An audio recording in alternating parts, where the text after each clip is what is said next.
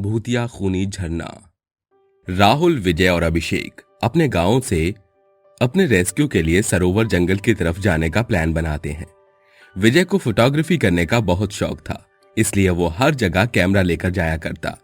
उन तीनों ने 3 दिन का ट्रिप प्लान किया और बिना कोई जानकारी लिए वहां से सरोवर जंगल की तरफ अपने कार में निकल पड़े। कुछ समय बाद राहुल, विजय और अभिषेक सरोवर जंगल में पहुंच जाते हैं। राहुल, अभिषेक, देखो तो कितनी सुंदर जगह है। मेरा तो मन कर रहा है मैं यहीं पर बस जाऊं। हाँ हाँ, तू तो उधर बसेगा ही, क्योंकि तू रेस्क्यू करने थोड़े ना आया है। यार, तेरी आदत तो मुझे पता ही है।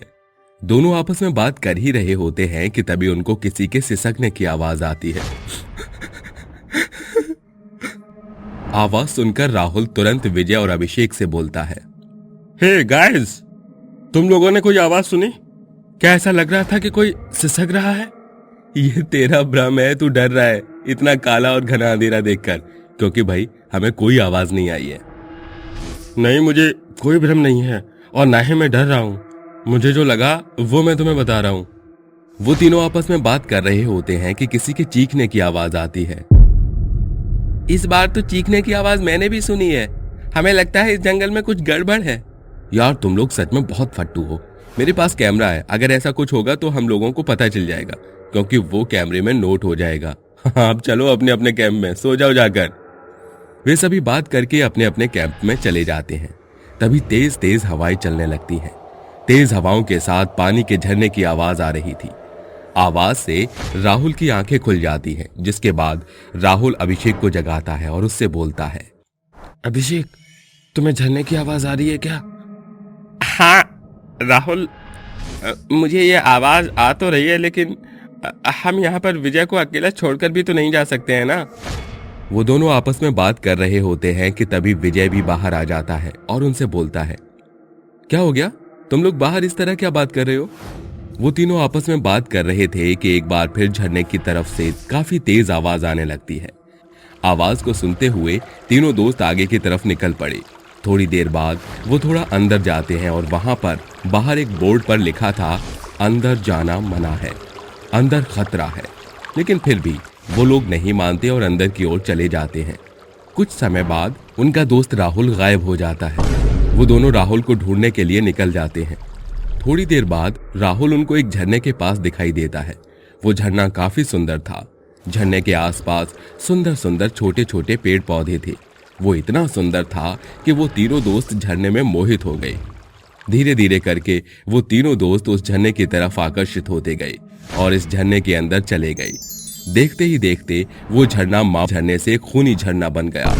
एक एक करके तीनों दोस्त उस झरने में मोहित होकर चले गए, जिसके बाद वहां पर चुड़ैलों और भूत ने उन तीनों को मार दिया और उनके खून से वो नहाने लगे और हंसते हुए बोलते हैं,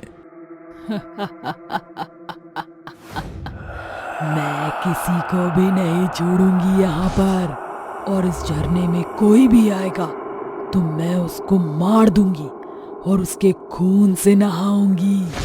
इस तरह चुड़ैल और भूतों ने उन दोस्तों को मार दिया और इस तरह अब वहां पर कोई भी आता तो वो चुड़ैल किसी को भी नहीं छोड़ती। अपने झरने की तरफ वो लोगों को आकर्षित करती और उनको अपने झरने में लाकर मार देती थी। ऐसे ही दिन बीत गए और आए दिन उस झरने में लोगों की मौत होती गई। एक दिन श्यामू अपनी पत्नी काजल के साथ पिकनिक पर उसी जंगल के रास्ते जा रहा था कि तभी काजल को झरने की आवाज सुनाई देती है और वो अपने पति से बोलती है, श्यामू जी, यहाँ आसपास लगता है कोई झरना है। क्यों ना हम कुछ देर के लिए वहाँ पर बैठकर आराम कर लें? आप भी कार चलाते हुए थक गए होंगे। हाँ हाँ, तुम सही बोल रही हो। चलो हम कार को यहीं साइड में लगा देते हैं। इतना कहकर श्यामू अपनी कार को साइड में लगा देता है और अपनी बीवी के साथ उस झरने के पास चला जाता है। जैसे ही श्यामू झरने के पास जाता है कि तभी वो झरना उसको आकर्षित करने लगता है।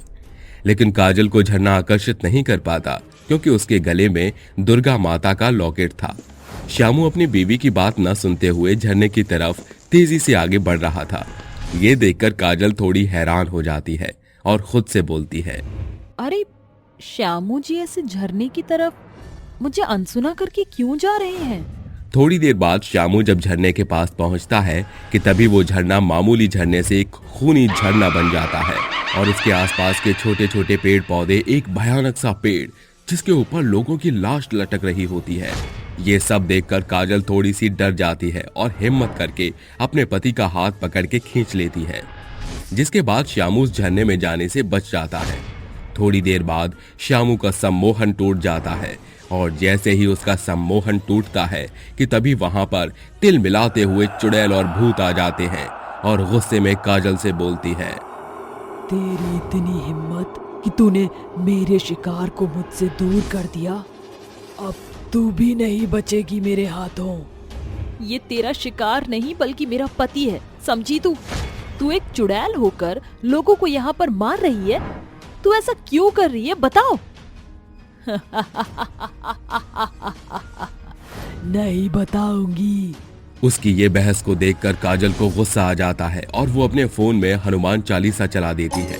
हनुमान चालीसा की वजह से वहां के भूत और चुड़ैल दर्द में चिल्लाने लगते हैं और दर्द में चुड़ैल बोलती है, बताती हूँ। हम लोग एक प्रेत आत्माएं हैं।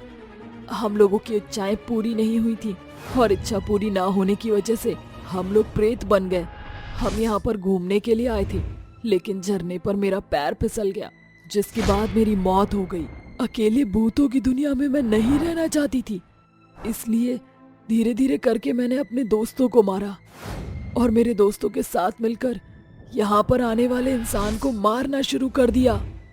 तुझे किसी ने जानबूझकर नहीं मारा था, तो तू इस तरह बेकसूर लोगों को नहीं मार सकती है। हम लोगों की घूमने की इच्छा अधूरी रह गई थी। यही वजह थी जो मैं चुड़ैल बन गई और अपने साथ सबको सम्मोहित करके अपनी दुनिया में लाने लगी। तू यहाँ से अपनी पलटन को लेकर अपनी दुनिया में चले जा, वरना मैं तुझे जिंदा नहीं छोड़ूंगी। तुझे जो करना है वो कर ले। लेकिन हम लोग तुम लोगों को मार कर ही दम लेंगे। भूत की ये बात सुनकर काजल उन सब की मालकिन चुड़ैल के गले में अपने गले से दुर्गा माता का लॉकेट को निकालकर उसके गले में डाल देती है, जिसके बाद चुड़ैल जलकर भस्म हो जाती है और उसके साथ साथ जो चुड़ैल और भूत थे वो भी जलकर मर गए। इस तरह काजल ने अपने पति को उस खूनी झरने से बचा लिया।